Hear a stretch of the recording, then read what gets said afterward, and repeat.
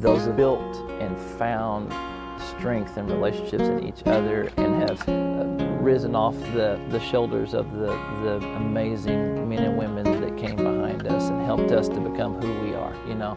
Welcome to Out of the Rubble. Right. And we've been having some rubble chalk on the floors around here. We'll get that cleaned up. But, you know, sometimes, Travis, and this is good things with Travis Flood. And Travis, sometimes the good things, I mean, it gets messy. Yeah. And not to be a downer, a Danny Downer or anything, but I mean, we're going to talk about kind of messy today. Yeah, no. And there are great things happening all around us. But yesterday, you had some experiences, you know, that really highlight some things going on even in my life. Yeah. That sometimes it's good to talk about. Right. And Commissioner, bring us into that. Yeah. So it's we've been talking a lot about the world and the state of people and just there's so many good things that are going on, but there's a lot of hard stuff that goes on in our world, and just kind of as Danny and I were talking about, you know, where this conversation is gonna go and how it's gonna kind of evolve and what it looks like, and we kind of try to do a little bit of a pregame, and we were just really feeling it yesterday because the world's been kind of tough, and I was kind of lamenting some of the things that, you know, we do through Community Renewal. We do a lot of work in our schools with our kiddos and with their families, and we do a lot of work with teachers, supporting them and trying to help them find, you know, outside resources to help the families that sometimes are struggling or having issues with things, and there's a lot that's going on in the world. You know, the pandemic, it kind of came in and it beat us all up, and we took a deep sigh and started walking forward from that, and then we're like, oh yay, it's over. But then, you know, the stuff that was going on, you know, the kind of the big problems that we've had in our world, they didn't go away with the pandemic. We still have a lot that we're working through. We still have a lot of struggles and a lot of hurt and a lot of pain, and that's showing up in a lot of places, and you know, we're kind of hoping it's over, but it's more like a hangover. Yeah, right, yeah, exactly. And so just in and you were talking about, I mean, in schools. Yeah. You had some tough different situations happen. That was just a microcosm of what's going on. Right. Yes. You know, and it's wild things like, you know, I got a call from one of our community coordinators who there was a young man whose pants had ripped, and he didn't have any pants to wear, didn't have any at home either, and so they called me and said, hey, could you help, you know, this young man get some pants. I ran, got him some pants, and took them to the middle school for him because he didn't have a way to get them. And while I was there, one of our social workers was working with a young man that was really having a hard time making it to class because he was just a lot of big emotions and things like that, and I knew him, and she stopped me and said, hey, could you have a conversation with him, because he's really hurting and really struggling right now, and I can't get through to him.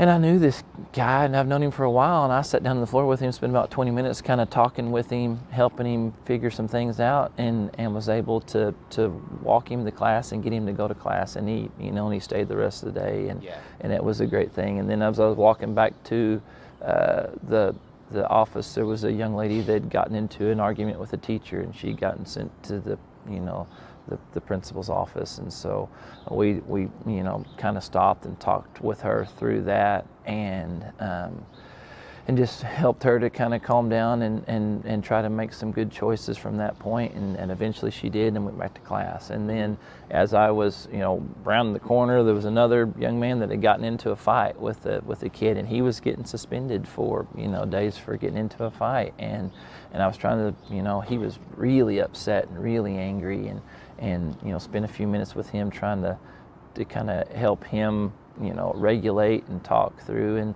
and walk around the corner, and one of our fantastic state DHS workers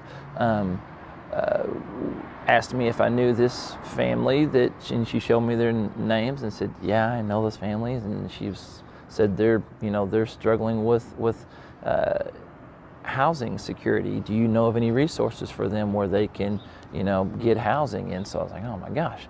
And so she sent me their information, and I'm going forwarding on information to them so that they can find housing, because they're currently struggling with basic housing. And then just it's just on and on and on. Yeah, right. That all happened in a matter of an hour and a half. Right, yeah. And then that was just my experience, So, and then talking to you, you've had some big things happening in your world with things, and just that's similar. Yeah. In the sense of a child homeless on an Oklahoma City street corner. Right. Basically. Right. Yeah. And you come across these things in life, and you wonder, wow, these are big things. And how number one, how do I integrate with this in the sense of to try to help in a godly way, and how do I then navigate the fallout? Right. And Travis, that's kind of the hangover that I think you're describing with the pandemic, is that there's a lot of kids that for an entire year or a year and a half didn't have to go to school. Right. In some formative times in which your habits are made. Yes. Yeah. And there is a real struggle in that age group to now reconnect back into what we would consider as adults normal society. Absolutely. And that raises two questions. Number one, we're not pointing fingers at fault, but number one, that's very hard within a school system anywhere. Right. And number two, how do capable adults actually integrate with that and help that situation? Absolutely. Yeah, and so that's one of the things that we've really been talking a lot about, and this kind of seems like a plug for community renewal, but if it's what happens, that what happens. But we just celebrated and had on Tuesday night, we had neighborhood night out, which is an awesome, amazing thing, and we had 16 to 20 block parties all over Shawnee, and there were little neighborhood block parties for the purpose of families and adults getting together and living and doing life together, and just kind of coming back and reinvesting in those relationships, reinvesting in that social capital that we have with each other.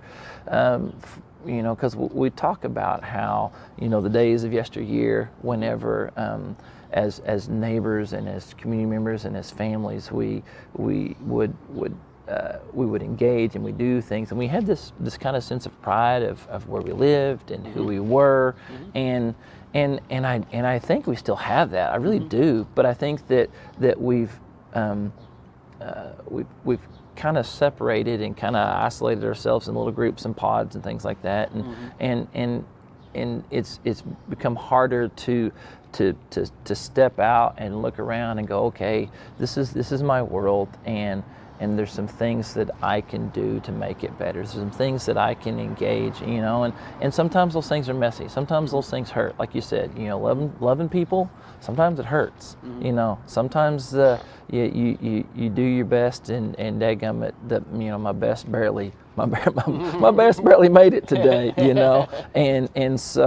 I think that's, there's some of us that are just doing our best and we're barely making it, but there's some of us that we have a little bit more that we might be able to give and a lot might be able to do as far as engaging and loving. And I really think that through walking outside our worlds, walking outside our front doors, checking on our neighbors, checking on our coworkers, saying, hey, how are you?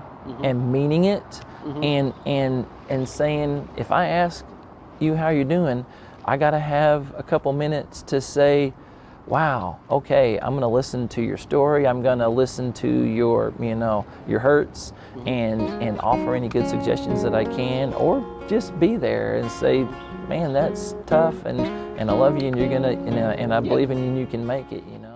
1 million people in the United States are affected by Parkinson's. And Parkinson's disease affects the brain, causing the loss of dopamine, which affects your ability to move, affects your ability to think. So here are 4 cardinal signs of Parkinson's disease. 1 is a resting tremor. 2 is slowness of movement. 3 is postural instability. And 4 is rigidity or stiffness. I like to come to action because they make you feel like a winner no matter what you can do. The people that we do it with become family, and we love to come each week and take part. Ask for action. Clinic Pharmacy across from the hospital has something for you. Boutique items in Shawnee. All your pharmaceutical needs taken care of at the Clinic Pharmacy. Jeff Casterkey and Casterkey Auto Mart knows cars and knows how to treat you right. I trust Jeff Casterkey and his mom Betty at Casterkey Auto Mart. Go by and let Jeff Casterkey help you for any auto body need you have. Sonic Drive-In originated in Shawnee, serving great food fast to your family. Drive up, order, and eat in your car. Now, more than 3,500 stores worldwide, it's Sonic Good at our local Sonics. Clinic Pharmacy across from the hospital has something for you. Boutique items in Shawnee. You'll find something you like inside the Clinic Pharmacy. Part of coming together, like you said, 16 different locations coming together at one time. Part of the difficulty is we're dealing with humanity. I mean, we're dealing with each other. And so, it's almost like very often, I'm going to fix you. Yeah. I'm going to ask you what's going on, and then you're going to tell me, and then I'm going to have the answer for you. Yeah, right. It's almost like I feel like I have to have the answer. Yeah. From whatever it is, perspective I come from. Yeah. Is that the healthy way, Travis? Well, I mean, yes and no. Right. Yeah. So sometimes just being there is enough. Right? Mm-hmm. Sometimes I just need to, we call it the ministry of showing up. Mm-hmm. I showed up today, and I stood beside you, and whenever I saw you leaning, I kind of held you up for a minute, and then sometimes we need to find that strength, we need to find that voice inside of us to through that relationship and through spending time together and doing things where, like, we earn the right as brothers and sisters to say, man, there's, I'm gonna challenge you to do, more today, or I'm gonna say, you gotta slow down and take a look at things because we're missing, and it's both, and there's days when I have people in my life that come to me and say, you're spinning way too fast, because if you're just barely doing 100 things right, let's do 75 really, really good, and then sometimes there's, been times in my life whenever, just like yesterday, met with some amazing folks from the, Dunbar Heights Community Group, and then some business leaders, and they had a pretty big challenge for me and for, our city manager to do more and to do better, and we were like, yep, thank you, we need that, we appreciate that, because they came to us in the way of saying, we want to support you, but we also say we want better, and that's great, and we need that, and so kind of a give and take, information and challenge, and it's messy, how things work out. Right. This is Sean from Play It Again Sports. Be sure to bring in any used equipment you have laying around so we can pay you cash on the spot. Another great deal, Wilson A900 softball mitt was originally priced at $149.99 at Play It Again Sports for $49.99. We have this highly sought after goods, 2-piece BB Core high school baseball bat. It's always golf season here in Oklahoma, and we need all your used golf that you have, Proline or newer bag sets. Bring them in, and we will pay you cash on the spot. Play It Again Sports. We buy and sell new and used sports equipment. For 25 years, Eric's has served you and your family for all your prescription needs.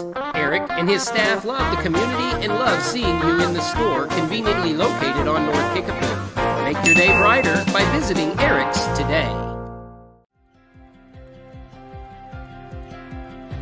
I'm Zach Lowe, founder and service manager of 6L Mechanical. 6L can fix anything, no matter the size of the job. Zach Lowe is experienced, connected in the industry. Whether it's a service call or a complete install, one truck or 100, 6L is your independent, reliable answer for mechanical, systematic maintenance, repairs, and system upgrades. At 6L, we have the techs and the capacity to respond to your immediate needs.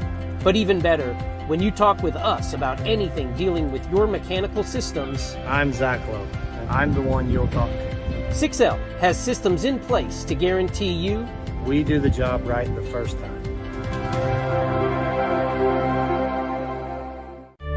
Harrison Discount Pharmacy of Shawnee is a good neighbor pharmacy. Harrison Discount Pharmacy is courteous, with quick turnaround times utilizing the latest technology from a convenient location on the corner of Independence and Harrison. Pickup or home delivery available, locally owned and operated. Harrison Discount Pharmacy of Shawnee. there is a lot that's going on Yeah. post-pandemic, and there's a lot going on in our community. Mm-hmm. Travis, you in your work, I mean, you spend a lot of time out in the community. Mm-hmm. What's the, what's your take on how as a community, Mm-hmm. we help one another, through this time, Yeah. in the sense of helping one another that, ultimately, we talked about in our schools, it ends up helping that age, Right. that age of group. Yeah. That's our next generation coming Absolutely, up. absolutely. They're on our streets right Yeah, now.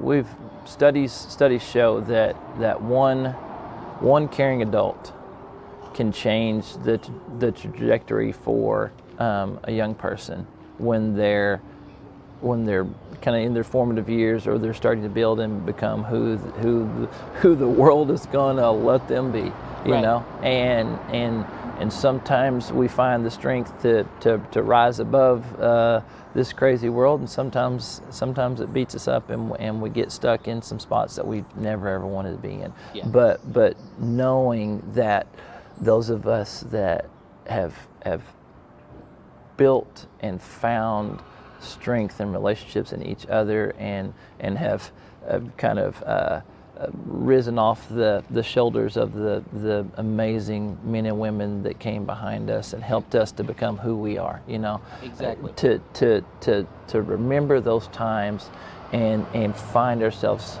in situations where we can go back, and whether it be through a civic group that comes in and gathers together, and they do things through our parks, and through our supporting our kids in anything from books and reading glasses to just sporting events, all the amazing things that are awesome civic groups, and scholarships, and things like that for kids to go to college and stuff. They're all those things add up, They add up. And then whether Sunday school classes, go and be a Sunday school teacher, or volunteering at one of the middle schools. Oh my goodness, one of the elementaries or middle schools. Mm-hmm. They have volunteer opportunities that Yeah. if you are a awesome, amazing, caring adult, and you want your world to get better, then contact the local elementary school near your home and say hey, and start building that relationship, because there are things that you could go in as an adult, and yes, you have to do background checks, yes, and all these things, but you can go in and support and do things, Mm-hmm. And so what I'm hearing you say, Yeah. Travis, is ideas are good. Yeah. Give ideas like Right. you're doing. Yeah. But it's those simple steps, and take simple steps Right. within your life, and then maybe let it be revealed to you. You might be able to impact that one child. Yeah, right. Yeah. Yeah, because I mean, you can take simple steps and then you can go really deep. Yeah. And it all depends on who you are and how, in my heart, it's how God guides you to try to help another individual, putting them in front of you. Absolutely. Well, and that's a hard thing to do nowadays. It is. A hard thing to do. It is. Yeah. So, not a lot of answers. No. Because, and I believe that because your answer actually might not be right for me. Right. Or my answer might not be right for you. That's very true. That's another aspect of this is it's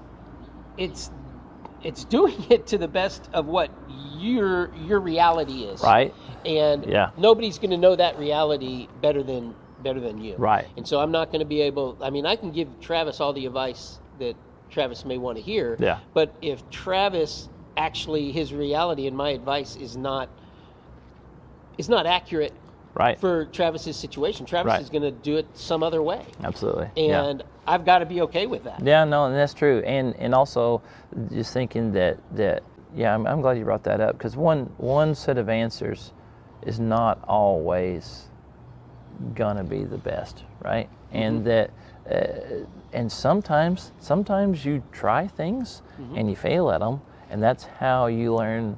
We learn from mistakes, and I think that is that's always got to be the thing, is that we don't give up. We don't give up on each other. We don't give up on the community that we love. We don't give up on the kiddos, that are coming behind us. It's really, oh gosh, every day I get a little bit older and I find myself turning into the old curmudgeon, just like, dang kids, because sometimes you're like, oh my gosh, what's wrong with you, little human, but we can't do that. We got to keep marching forward. We got to keep looking around and seeing the good, recognizing the bad, and then coming together to build pathways, to build plans, to inspire and challenge each other, to sometimes support, prop us up for a little bit,